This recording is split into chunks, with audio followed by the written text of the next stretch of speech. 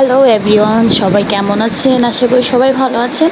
আজকেও নিয়ে এসে পড়লাম ছোট একটা ব্লগ। এটা হচ্ছে আমাদের ইফতার পার্টি ব্লগ ছিল। সবাই মিলে আমরা আর কি বাহিরে গিয়েছিলাম। আমরা মানে কিছু ফ্রেন্ড সার্কেল বা আত্মীয়-স্বজন বলতে পারেন। সবাই মিলে আর কি আমরা ইফতার করার জন্য বাহিরে একটা রেস্টুরেন্টে গিয়েছিলাম। রেস্টুরেন্টটা খুবই সুন্দর।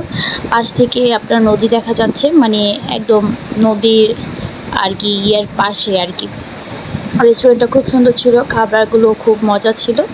তো আমরা যখন যাই মাগরিবের আজানের কিছুক্ষণ আগেই গিয়েছি, মানে সময় হয়ে গেছিলো।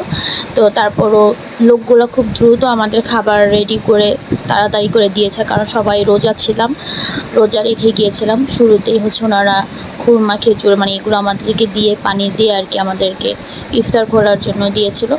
দেন আমাদের খাবার চলে আসলো। এই তো আমরা খাওয়া দাওয়া শুরু করে দিলাম। খাওয়া দাওয়া শেষ করে তারপর হচ্ছে গিয়ে আমরা একটু গল্প করলাম আর কি। নুডলসটা একটু পরেই এসেছে, খাবার প্রথমে লাঞ্চের পরে, মানে পরে হচ্ছে গিয়ে ভুলে আমি লাঞ্চ বলে ফেলছি।